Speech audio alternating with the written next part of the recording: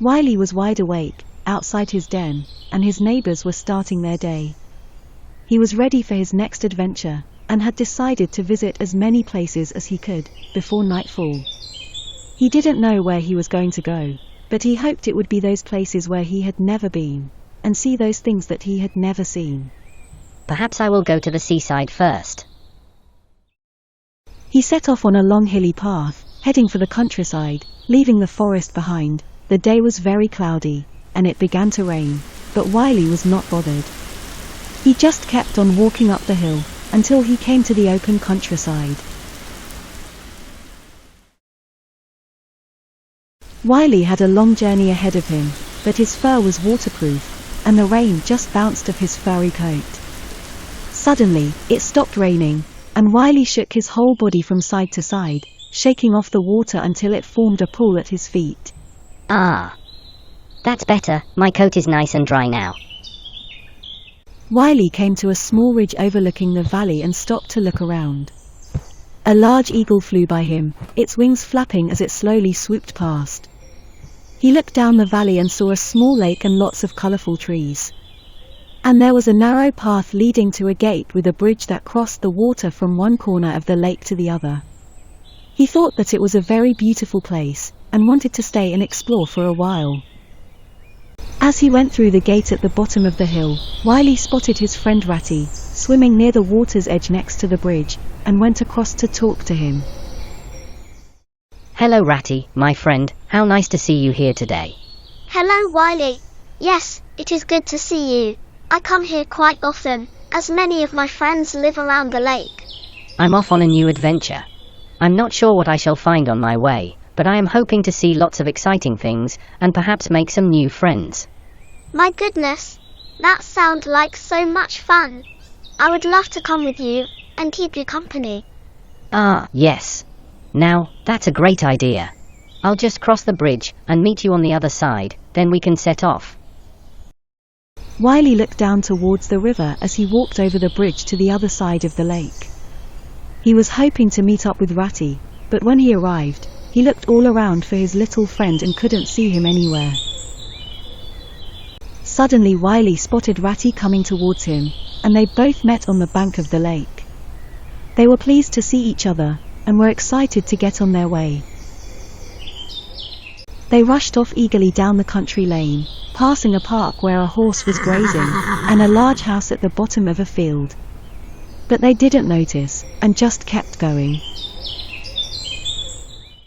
As they walked through the countryside and over the hills, they spotted a small village coming in and out of view, and decided to check it out. Wiley and Ratty very quietly passed through the village. A lady was busy cleaning a shop window, and two shoppers were standing outside a shop door talking. There was an old lady walking to the church. Everyone was so busy, and no one seemed to notice them as they crept past. Leaving the village far behind, Wiley and Ratty stopped and looked ahead. There were sheep in the field and cows mooing in the distance. There was a long winding stream.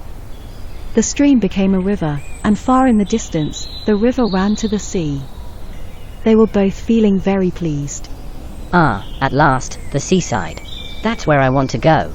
Me too. Wiley and Ratty set off.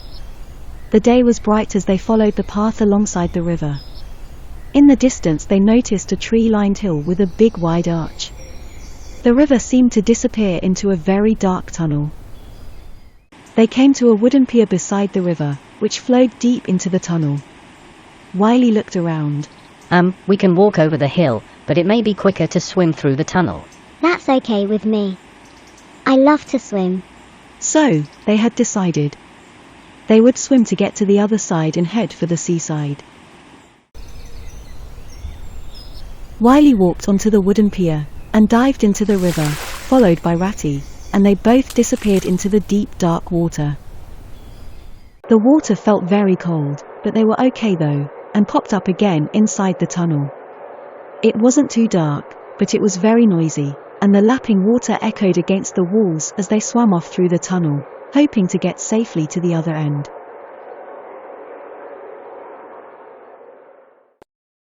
The tunnel came to an end, and they quickly climbed a mud bank onto a grassy hill.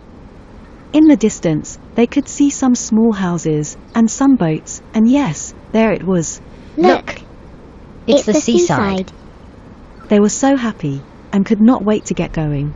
When they reached the small fishing village, Wiley and Ratty saw a large boat. They hadn't seen anything like this before, and they were very curious. Look! There's a door open. Let's go and look inside. We might find something nice to eat. Being quite a nosy little fox, Wiley decided it was a good idea to have a closer look. Okay, but we must be careful not to be seen. There was no one around, so they cautiously walked up the gangway, and quickly entered the boat.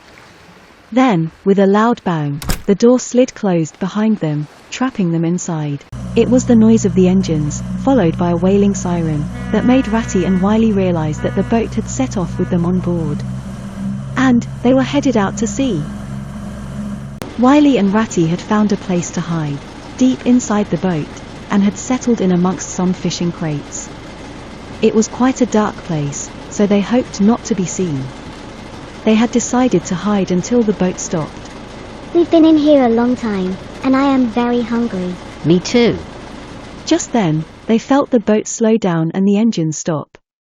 They could hear strange noises outside, as people moved around above them. Let's stay here until it's quiet outside. Yes! And then we can go home. There was a sudden clang, as the ceiling opened and the basket they were sat on began to rise up towards the open sky. They suddenly found themselves on the deck. It was very cold, and there was a man holding a net full of fish, jumping, trying to escape. One man had a fish in his hand, and threw it towards them. Hey! You! Get off this boat! Come on, Ratty, we'd better go. They certainly didn't need telling twice. Wiley quickly jumped off the front of the boat, and landed with a bump.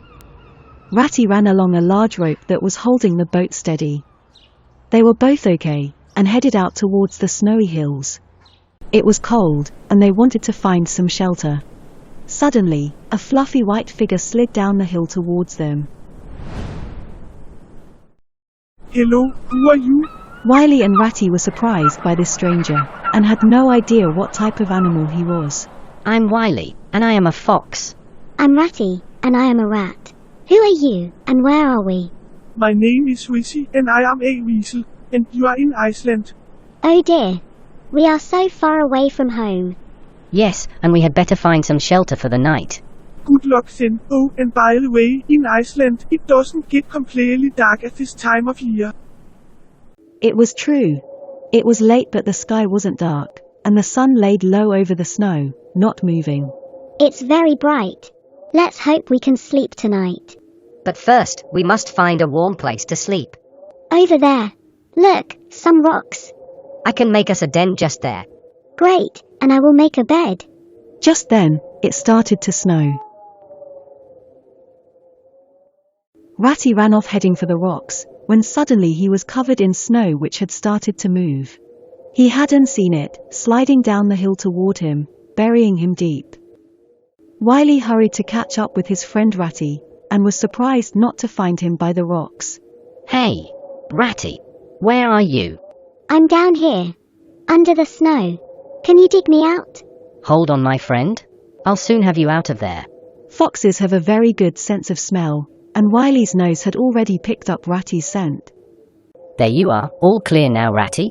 Ratty popped his head out of the snow hole, and felt very happy to be free. Ratty watched, as Wiley began to dig a den, kicking snow out behind him as he dug, and then looked on as he disappeared deep under the snow. Come on, Ratty. Ratty set off, and followed him down into the den. Okay, I'm coming. If he had seen the eagle that had just flown in, Ratty would have run faster. It was lucky for him, he was safe. Inside the cozy den, Ratty had built snow ledges for them to sleep on. They were so tired now, and soon fell asleep. They felt warm, as the snow fell, and the cold wind blew noisily outside their den. They woke up in the morning to heavy snow, and set off somewhere, but they didn't know where. And the wind was blowing hard and noisy, turning the snow into a blizzard. They couldn't see much ahead and just kept going, hoping to find some shelter soon. Finally the snow stopped, and they found themselves in a field with strange machines that seemed to be flying in the air, just like birds. They didn't know that they were aeroplanes, and wanted to get a closer look. They went a little further into the field, and spotted a very large aeroplane. There was a man loading boxes onto something which seemed to be moving, that pushed the boxes along and into the aeroplane. They hadn't seen anything like this before, and just stood there and watched. Then, Wiley had an idea. The man finished loading the boxes and switched off the rollers, and as he walked off, Wiley told Ratty of his idea. Are you hungry, Ratty? Yes, I am a bit. Well, my idea is to jump up and look inside that aeroplane. There may be something in those boxes that we can eat. When all was quiet, they hurried towards the airplane and hopped on board. They looked around, when suddenly the door closed, and once again they found themselves helplessly locked in. They huddled together in between the boxes as the plane engine started, and they both shouted out, Oh no, here we go again. As the plane sped along the bumpy runway, everything started to shake. Wiley and Ratty found themselves bouncing up and down, until suddenly the aeroplane was flying through the air. As time passed it did get darker, and soon, it was so dark, that they could not see anything, only each other's eyes, blinking in the darkness.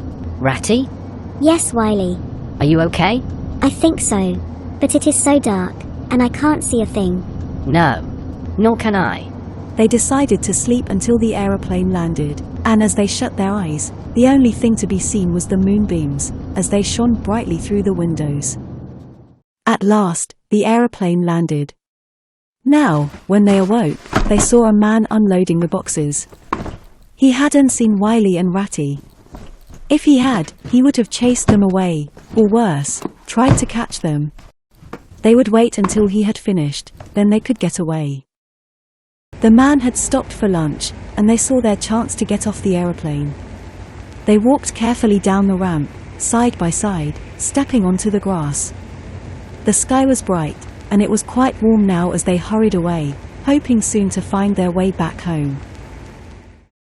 Leaving their adventures behind them, they soon found themselves feeling more at home. At last, the countryside was beginning now to look and sound very familiar, and they were almost home.